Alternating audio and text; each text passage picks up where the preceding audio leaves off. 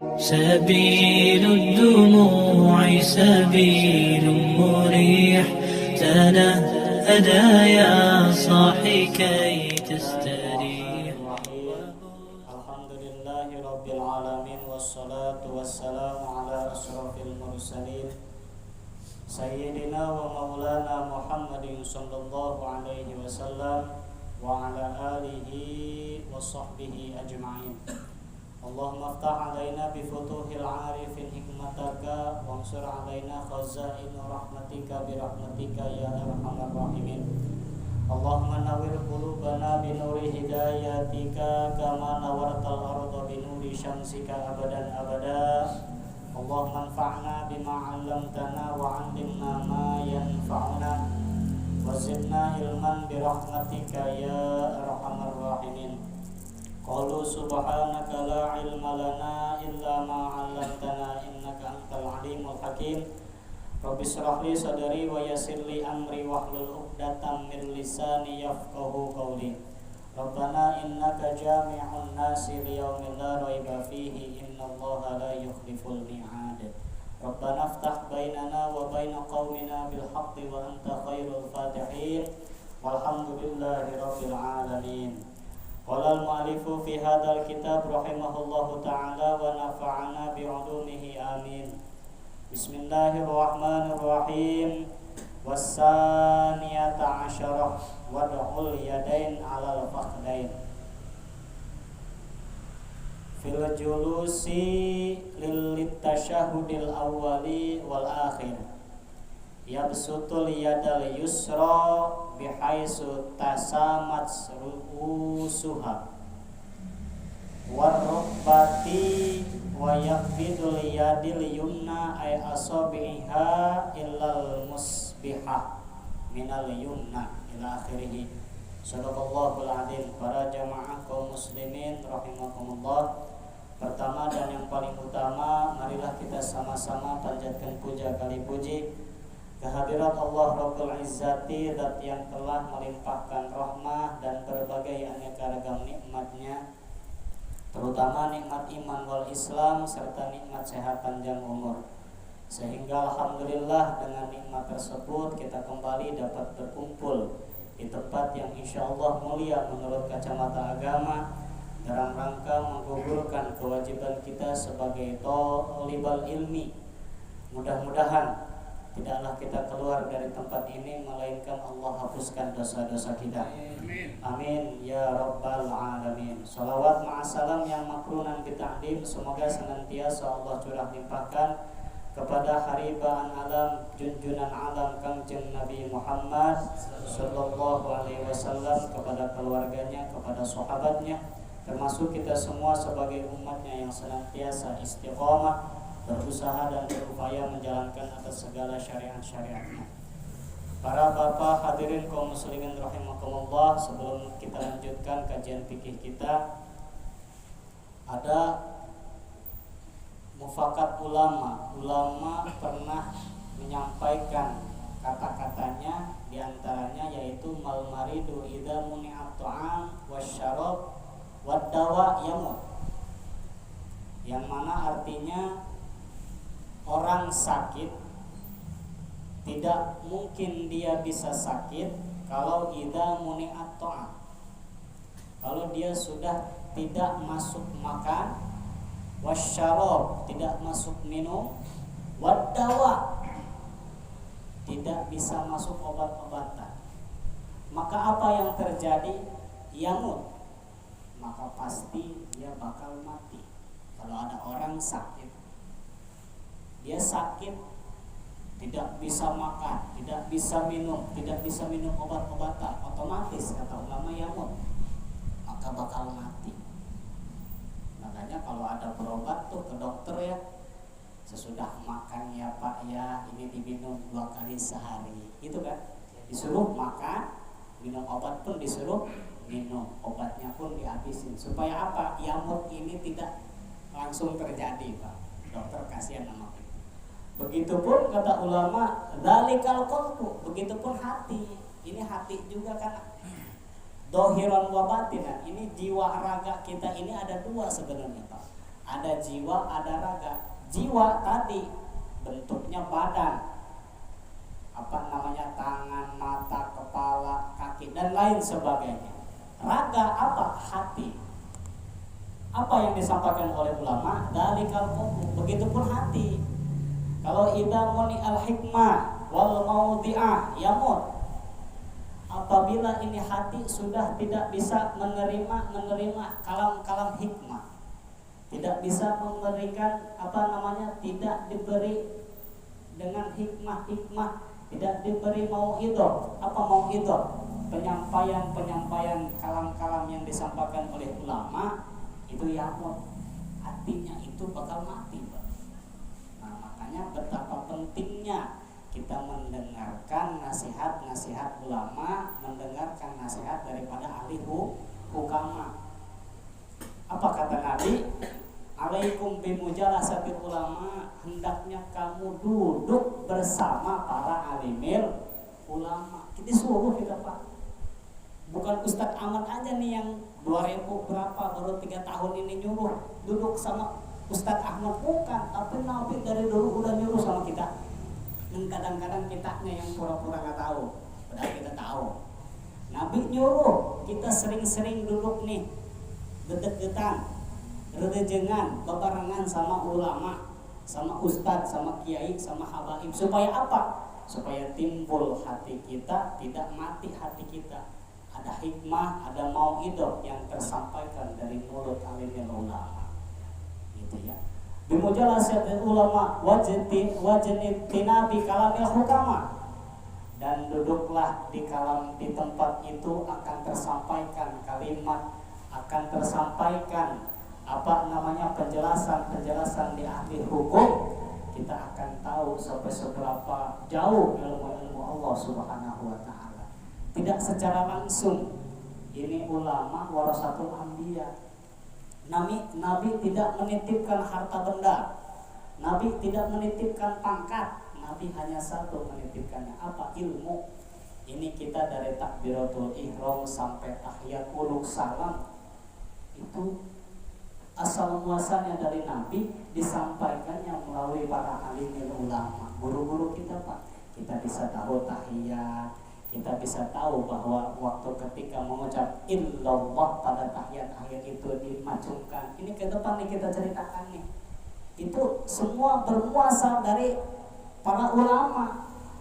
Gitu ya. Nah, makanya kita bersyukur dan kita patut melakukan apa yang diperintah oleh Nabi. Alaikum bimujalasatil ulama wajtina bi kalamil hukam. Fa innallaha yuhyil qalbal maita biduri hikmah. Maka sesungguhnya Allah menurunkan cahaya hikmah itu di tempat majlis taklim, Pak.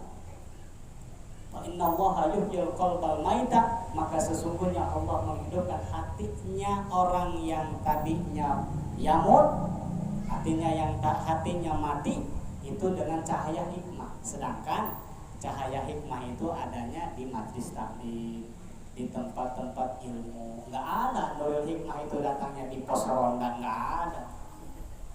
Nggak ada itu datangnya ada dari klub malam, nggak ada. Nurul hikmah adanya di alaikum bimujalasatil ulama. Fa innallaha yuhyil qalbal maita binuril hikmah. Seperti apa? Kama yuhyil ardal maitata bima'il mator. Seperti Allah menurunkan hujan di kala ini bumi sedang kemarau nih, tiba-tiba hujan guluduk gede. Masya Allah, yang tadinya tanah tandus bahkan belah pecah-pecah, datang hujan itu bisa kering, bahkan bisa dipacul sama petani. Udah enak digalinya. Coba lagi kemarau, Masya Allah, nggak hujan-hujan, itu kan kita nyangkul tanahnya aja udah kewalahan. Yang nyawa itu berapa puluh orang yang gagal panen. Gara-gara apa? Allah tidak menurunkan hujan. Coba. Nah, ini untuk muhasabah diri kita. Jangan dulu menyalahkan orang lain. Ya Allah, ya kalau udah panjang amatnya sih. Gitu ya. Kenapa? Introspeksi diri, muhasabah diri. Jangan dulu nyalahkan ke yang lain. Mendingan kita nyariatin yang lain. Apa? Doa minta hujan. Ada kan sholatnya, sholat istisqo. Jangan dulu datang ke si Rara tuh tukang manggil hujan katanya, itu musyrik tuh. Jangan percaya, itu tuh undang aja tuh supaya manggil hujan ke kita. Suruh undang hujan, dia aja waktu ada hujan suruh nyingkirannya aja nggak bisa, apalagi suruh datangin hujan kan gitu. Nah inilah, jadi kata ulama, kalau orang yang sudah tidak menerima kalam hikmah, orang yang tidak resep, orang yang tidak suka mendengar kalam-kalam ulama, itu yang hatinya bakal mati. Sedangkan fa innallaha bu'ida min jahannam sab'ina khalifan, sedangkan orang yang sudah dicap hatinya keras itu bakal jauh dari Allah Subhanahu wa taala. Naudzubillah. Keterakan di kehidupan kita masing-masing. Kalau orang yang jauh dari ulama, nggak pernah duduk di majelis taklim, nggak pernah sholat berjamaah, itu diomonginya aja udah lebih keras dia tuh. Apaan mau ngatur gue? Urus hidup lu sendiri. Neraka buat lu, neraka buat gua, surga buat lu. Sampai gitu kan ya. Dibagi-bagi kan itu surga dan neraka gitu. Nah, inilah. Jadi harus kita hindarkan.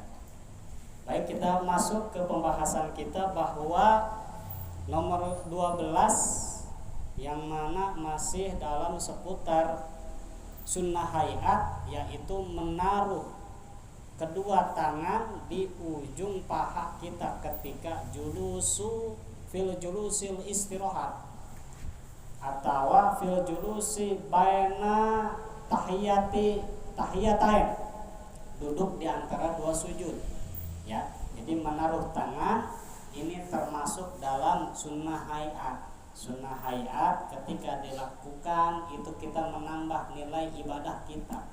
Tapi ketika kita tidak dilakukan, itu tidak membatalkan sholat kita, tidak usah diganti dengan sujud sahwi. Itu takrif daripada sunnah hayat, menaruh tangan kita di atas paha kita, kedua paha kita. Itu termasuk sunnah hayat dan harusnya kita lakukan. Jangan ditaruh di bawah. Ini ketika ini ditaruhnya bagian dalam telapak tangan kita, jangan seperti ini Pak. Nanti takutnya ada yang ngasih uang kita itu di atas. Gitu ya. Nah, jadi bagian dalam tangan kita sesuai baca ada doanya, Rabbi firli warhamni wajburni warfa'ni warzuqni wahdini wa'afini wa'fu. Itu tidak secara langsung doa Pak. Makanya dari mulai takbir Allahu Akbar itu semua mengandung hikmah. Baik mau sholat fardu maupun sholat sunnah, itu semua kembali terhadap diri kita Pak.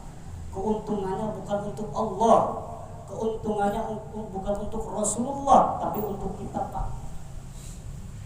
Contoh supaya saya kasih gambaran.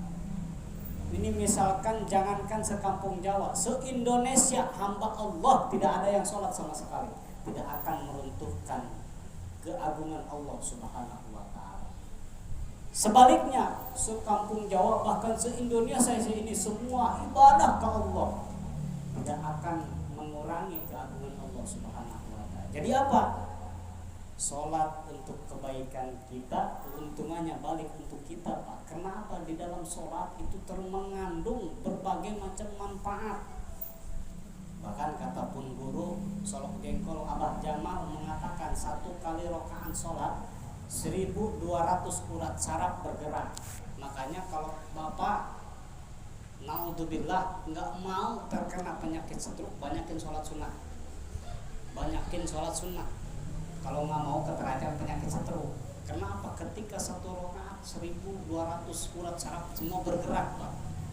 Asal sholatnya yang mernah, jangan yang kayak pepitong mandi Pak. Allahu Akbar apa yang digerakin itu mah.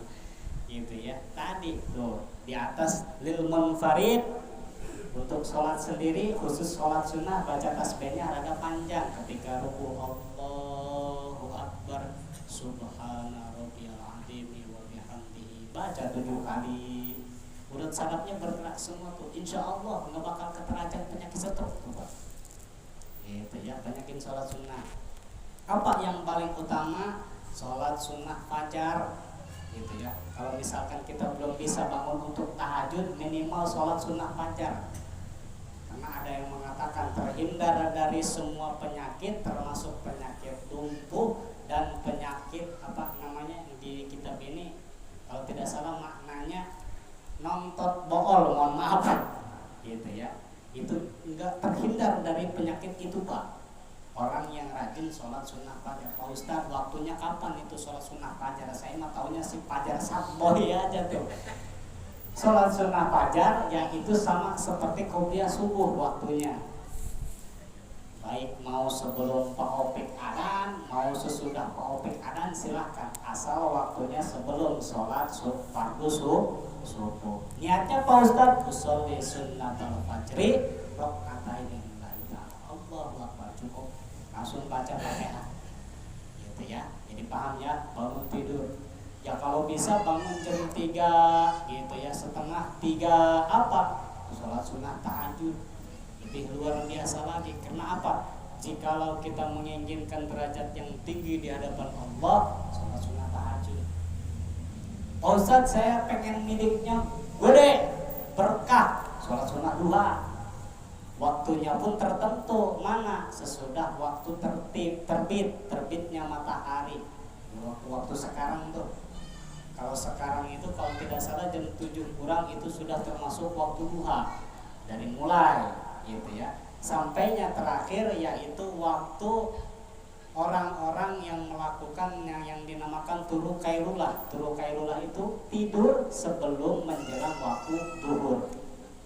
Itu yang biasa dilakukan oleh para ulama-ulama gitu ya. Mohon maaf, paling kerjaannya cuma ngajar santri gitu ya, enggak kerja ke kantor, enggak kerja kemana enggak punya kerjaan yang lain selain yaitu mengajar santri gitu ya. Itu waktu kailullah. Terakhir waktu duha itu setengah 12 teng ya, itu yang dinamakan dahwatul kubro. Dahwatul kubro itu jam 11, setengah 11, jam 10 ke bawah. Itu dahwatul kubro. Adapun dari mulainya tadi jam 7 itu sudah mulai waktu duha. Nah, lakuin tuh. Jadi sholat sunnah, banyakin sholat sunnah supaya terhindar dari penyakit. Jangan udah pas sakit baru nanya sama diri sendiri. Ya Allah, ini kenapa coba penyakit tarimpul baydina awak? Buku kesalahan kumane. Gitu ya. Ini kenapa? Ini kata dokter nggak boleh makan nasi gitu ya.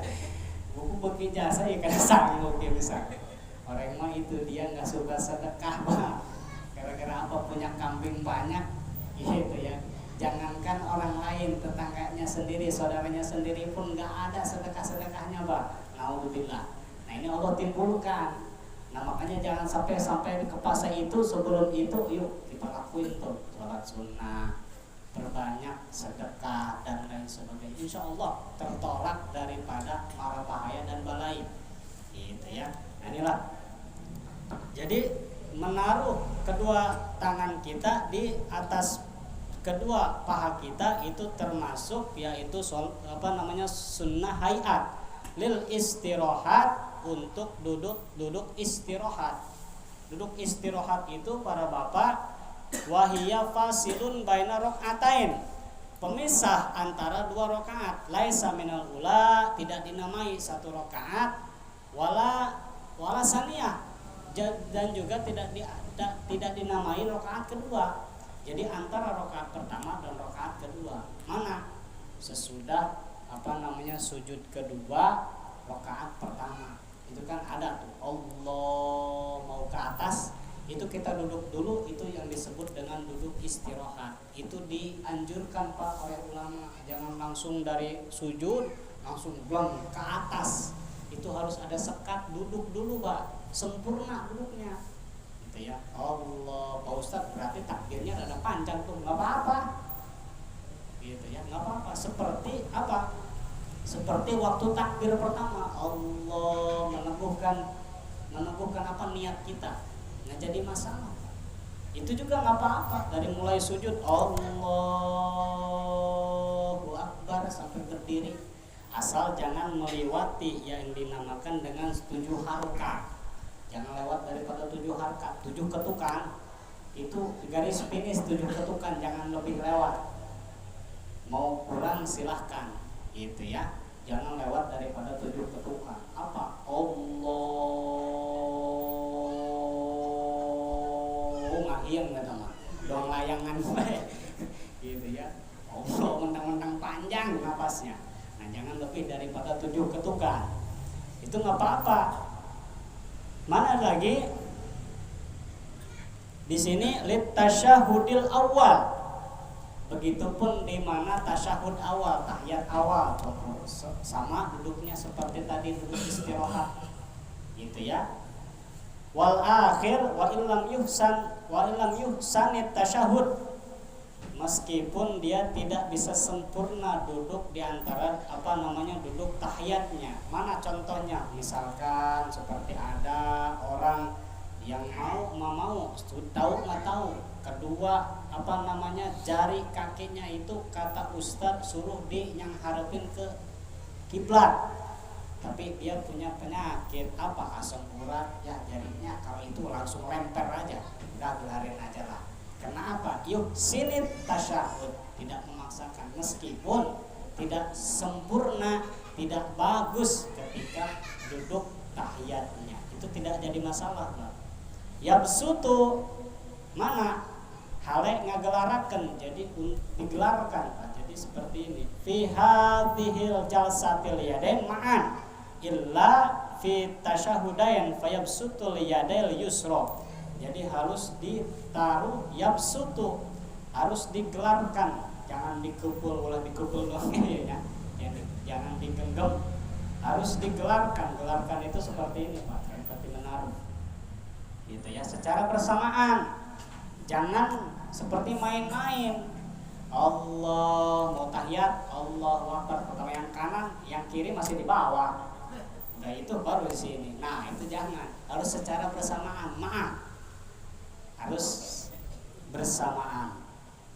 Mana lagi illa fit tasyahudain, terkecuali yaitu di tahiyat kedua dan tahiyat pertama. Kalau tahiyat kedua dan yang pertama kan tangan yang kanan ini khusus nanti itu di depan, yaitu untuk khusus illal musbihah, angin terunjuk, digelapkan yang kanan gitu ya, tapi yang kiri yaitu terunjuk, itu dibentuk seperti keong gitu ya Pak ya, seperti keong seperti ini gitu ya. Nah, ini dijelaskan bihaisu tasammat ru'usuha ay asobihil rukbati. Jadi sekira-kira bisa ambeneri. Apa ambeneri? Menyamakan antara rukbah dan tangan. Jadi harus sejajar kalau bahasa kitanya ya. Harus disejajarkan. Kepala terlalu belakang jangan, terlalu depan juga jangan. Jangan seperti ini, jangan seperti ini Pak. Nah, ketika duduk di antara dua sujud gitu ya. Wa yaqbidul yadal yumna ay asabiha kulliha ba'da wad'iha mansyuratan ala fakhdainil ayman ilal musbiha. Nah, adapun yang kanan ketika tahiyat awal dan tahiyat kedua itu yumna ilal musbiha, terkecuali terunjuk. Kalau yang lain dianggegem, yang terunjuk itu digelarkan gitu ya, yang terunjuk ilal musbiha fala yakbiduha gitu ya, jangan dianggegem, jangan di gini jangan, di gini jangan ketika tahiyat gitu ya. Jadi harus telunjuk ilal musbiha, bentuknya seperti kengkeongan gitu ya bahasanya. Mana lagi wayashiru biha rafi'an laha, jadi harus dijadikan si anggota tangan ini rafi'an laha, lebih tinggi daripada sebelumnya. Kalau sebelumnya seperti ini kan sama rata, sekarang rafi'an, harus lada diangkat ke atas gitu ya. Hala kauni mutasyahidan wadhalika inda qauli illallah. Nah, ketika mengucap si musalli, orang yang melakukan sholat mengucap illallah, dalam kalimat illallah baru ditelunjukkan ke arah barat. Nah, ini dijelaskan ini ya, jadi jangan tuturut biung. Kadang-kadang ada kan orang yang sholat ketika tahiyat Allahu Akbar udah ngacung duluan nih, nggak ada sinyal, nggak ada apa. Terus kadang-kadang ada yang illallahnya udah kemana, udah baca sholawat Ibrahimiyah lagi baru diangkat. Jadi sini ya dijelaskan ya. Jadi waktu illallah itu telunjuk baru di menghadapkan ke barat. Inda nutqihi bihamzati illallah. Lebah hamzah lafaz illallah. Itu ya, illallah. Makanya di dalam perincian tahiyat itu di dalam kitab Kasyifatus Sajad dijelaskan tasydid daripada waktu bacaan tahiyat itu dijelaskan supaya apa? Si musolli, orang yang sedang sholat, tahu tahiyat itu pada waktu itu tasydid itu ada berapa. Gitu ya. Sampai sejauh itu Imam Nawawi Pak menjelaskan dulu kita. Supaya apa? Supaya lebih benar membaca tahiyatnya, jangan asal-asalan. Atahiyatul atah-atahan mentah kali atahna. At-tahiyyatul mubarakatus sholawatut thayyibatu lillah. Itu sejarahnya Pak, waktu Kangjeng Rasul di Isra dan di Mi'raj kan, ketika perbincangan antara mahadzat Allah dengan Kangjeng Rasul disaksikan oleh malaikat Jibril.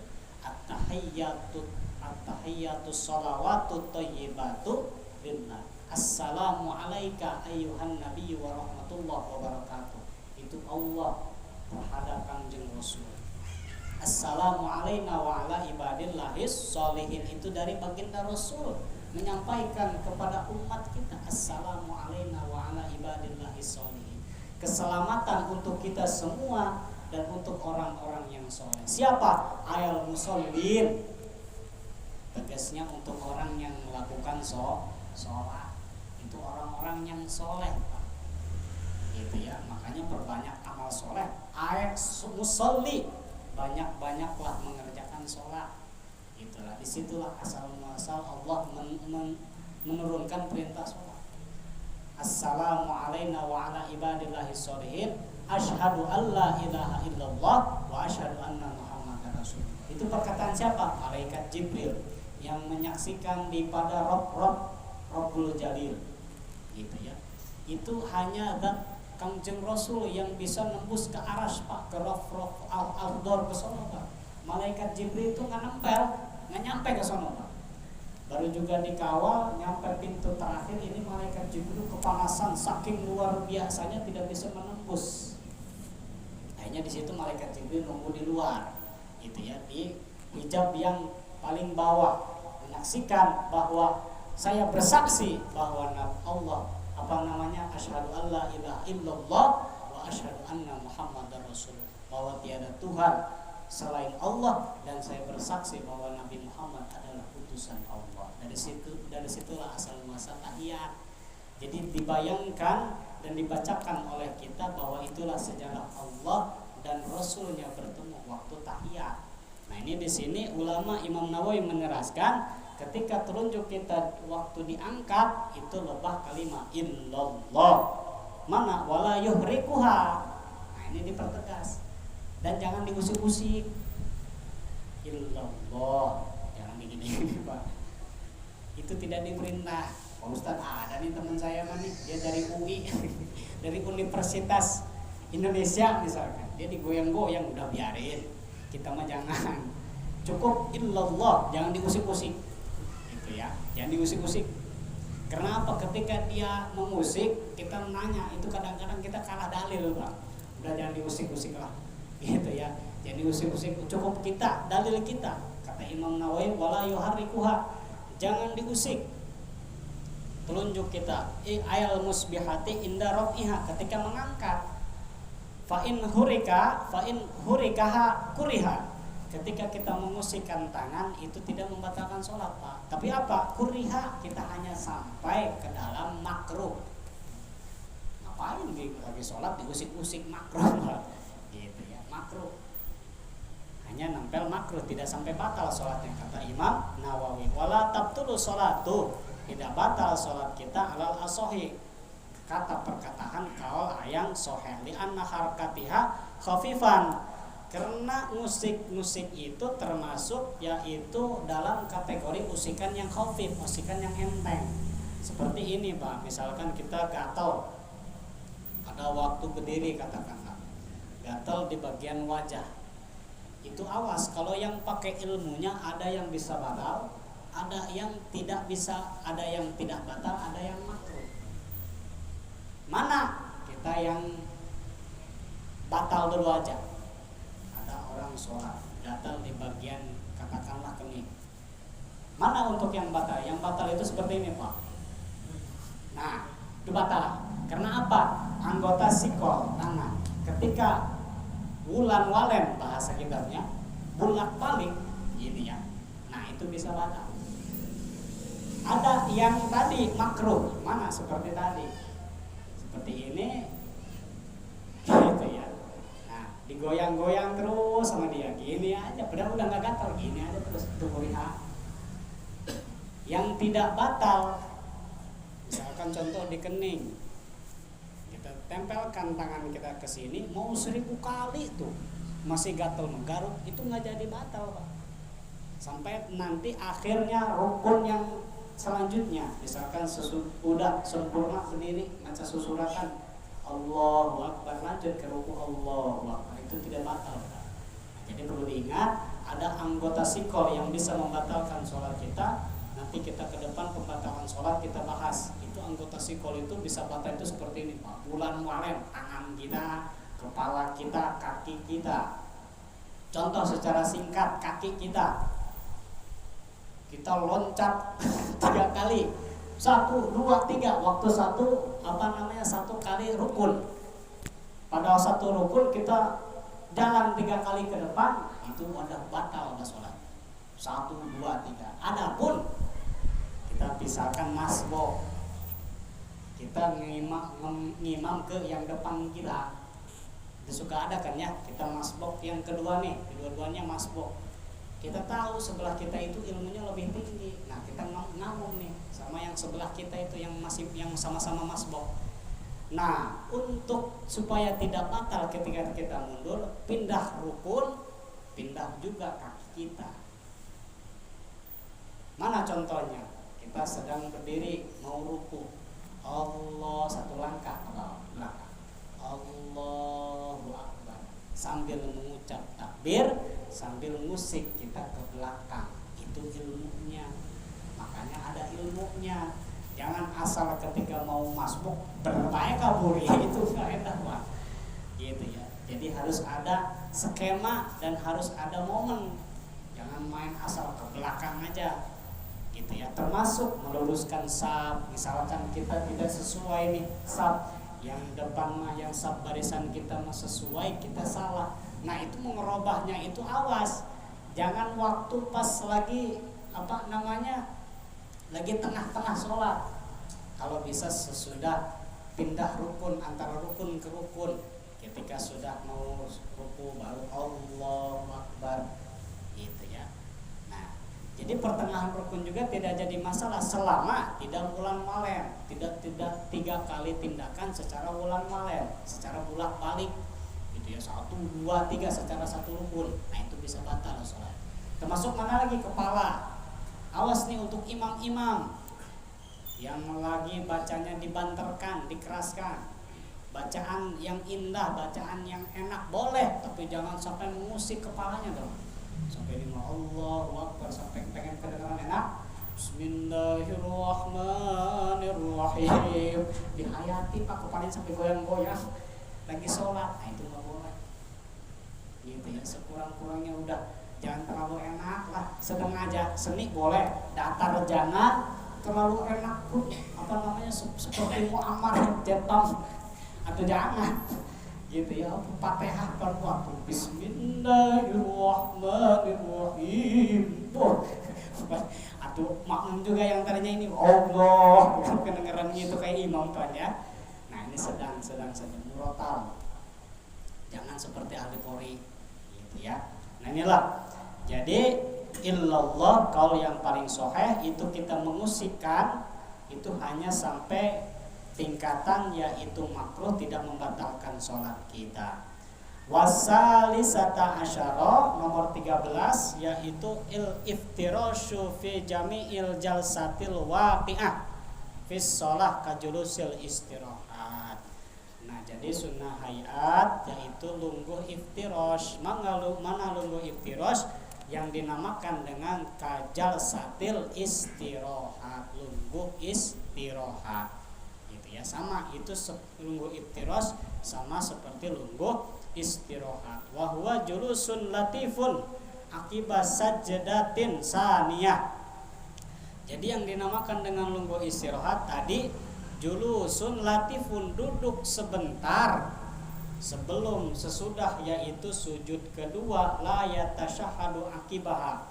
Jadi sesudah sujud kedua duduk sebentar, itu kita termasuk yaitu lungguh istirahat, itu sunnah hayat. Gitu ya. Itu kebaikan kita dapat, tidak menjadikan makruh ketika kita meninggalkan, bahkan tidak batal sholat kita ketika tidak dilaksanakan. Wala yustahabu akibat sujudit tilawah fis sholat.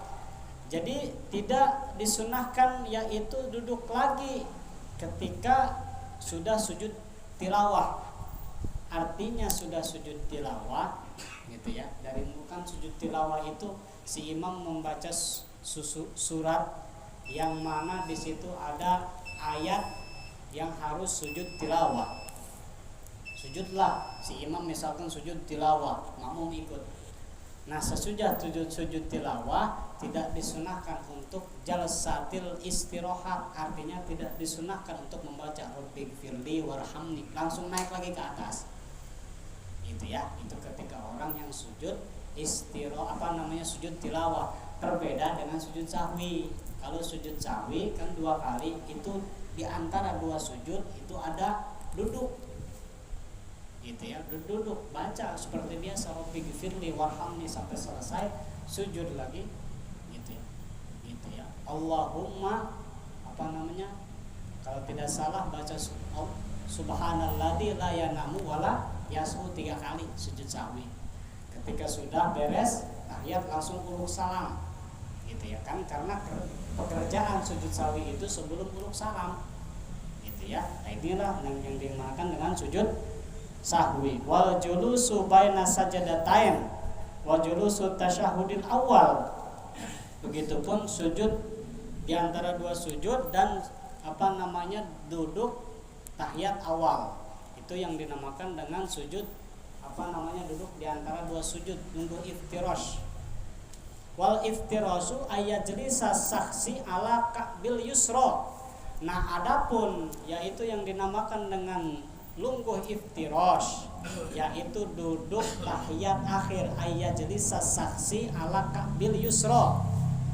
Dijadikan satu seorang yang sedang melakukan sholat, yaitu yang sebelah kiri dimasukkan ke ka'bil yusra, artinya seperti tahiyat akhir, yang kaki sebelah kiri itu dimasukkan antara kaki belah kanan, itu dimasukkan tahiyat akhir gitu ya. Kepala rada dipengkolin ke belah kanan gitu ya. Tangan seperti biasa, seperti tahiyat awal gitu ya. Nah, itulah yang dinamakan dengan lungguh iftirash. Ja'ilan tahriha lil ardi yansibuha qadamail yumna wa yada'u bil ardi atrafiha asabiha di jihatil kiblati, seperti biasa. Jadi perbedaan antara duduk di antara 2 tahiyat awal dan tahiyat akhir yaitu daripada kaki sebelah kiri. Kalau tahiyat awal itu seperti duduk di antara 2 sujud, cuman tangan yang membedakan. Kalau namanya tahiyat akhir itu semua beda, yaitu kaki sebelah kiri rada dimasukkan antara kaki sebelah kanan kita. Gitu ya, masuk lewat bawah, jangan lewat atas, jangan seperti ini, Pak. Maaf. Jangan jadi masuk lewat sini, Pak. Jangan di atas ini, teman-teman dimasukin lewat atas. Ada yang gampang ngambil yang sulit gitu untuk orang yang seperti itu ya. Nah, itulah yang dinamakan dengan lungguh iftirash, tahiyat akhir, wat tawarruk mislul iftirash. Adapun ulama mengatakan seperti lungguh iftirash itu ada yang mengatakan yaitu lungguh tawarruk. Itu sama seperti tahiyat akhir dan lain sebagainya. Illa annal musalliya yakhruju yasarihi alaiha hayatiha. Jangan dibalikan. ulama menyuruhnya untuk kaki kiri yang dimasukkan, kaki kanan yang tawarruk, yang di jari-jarinya yang dihadapkan ke kiblat. Ini dia maunya kebalik. Ini kata bahasa kita seperti itu. Gimana kalau dibalik? Annal akhiroha hayatiha fil iftirashi min jiratil yumna. Jangan dibalik. Kaki kanan yang dimasukin, kaki kiri yang dibelah kiblat kayak gini. Itu nanti tabrakan sama yang lain tuh. Gitu ya, yang lain pada sebelah kanan dia kiri seorang. Gitu ya. Nah, itu jangan, itu orang yang muat maneh gitu ya. Nggak tahu ilmunya tapi pengen nyoba-nyoba gitu ya. Sama kayak Allahu Akbar, ininya belah kiri gitu ya. Nah, jadi yang terakhir wal khamisata asyarah at-taslimatus saniyah. Uluk salam yang terakhir itu termasuk yaitu sunnah hayat. Adapun yaitu uluk salam yang pertama itu termasuk rukun, awas. Uluk salam yang pertama itu termasuk rukun. Makanya kesempurnaan berjamaah selepas si imam sempurna yaitu uluk salam yang pertama. Tapi kesempurnaan yang lebih utama ketika selesai uluk salam yang pertama dan yang kedua. Jangan baru juga assalam baru gini, belum sampai assalamualaikum itu si makmum langsung uluk salam ngedulin imam. Nah itu enggak sempurna berjamaahnya. Tidak ada yang dinamakan dengan imam dan makmum, tidak sempurna berjamaahnya, gitu ya. Nah ini di sini bahkan dijelaskan watahrumu in arada ba'da litaslimatil ula manafun kahadisin wa khuruji waqti jum'atin. Bahkan ada yang mengatakan makruh, Pak. Gitu ya. Makruh tuh untuk seorang makmum yang menyamakan antara dengan si imam. Assalamualaikum warahmatullahi, kata imam dia ngikutin assalamualaikum warahmatullahi. Itu makruh. Mana untuk yang haram? Yang haram ngeduin imam. Imam belum uluk salam, dia uluk salam kedua. Gitu ya. Nah itu haram. Gitu ya. Mana lagi? Wa yusannu lil ma'mumi alla yusallima illa ba'da firaqil imam. Nah, di sini disunahkan untuk si makmum yaitu jangan dulu uluk salam terkecuali sesudah rampungnya si imam min taslimatihi, yang mana uluk salamnya itu si imam udah beres baru si makmum uluk salam. Walau qoronahu jaza. Adapun ada udzur yang sangat banget mama mau kentut misalkan, udah ditahan-tahan di rakaat kedua sholat maghrib. Waduh, di rakaat mau dibatalin, sayang udah 2 rakaat. Ini udah rakaat ketiga, waduh udah nyetak bel jumhur. Nah, ini si imam aman nih tahiyatnya. Aku nggak tahu si imam mau kentut, gitu ya. Nah, akhirnya sudah assalamualaikum warahmatullahi, assalamualaikum, baru tengah-tengah si makmum tuh assalamualaikum, bancul, bunuh gue langsung ya, dijeger itu. Nah, itu terkecuali untuk yang udzur yang tadi tuh, mau kencing, mau buang air besar dan lain sebagainya, ada udzur. Nah, itu hanya jaza, wenang. Lakin makruhah maftuhah li fadilatil jamaah. Tetapi masih ada tingkatan makruh untuk orang yang membarengi karena tidak dapat fadilah berjamaah. Jadi di sini kita tahu ya. Jadi jangan dulu uluk salam kita sebagai makmum sebelum beresnya uluk salam si imam, baik yang pertama maupun yang kedua. Mudah-mudahan kita semua diberikan ilmu yang bermanfaat. Amin. Mudah-mudahan kita semua diberikan umur panjang dan barokah.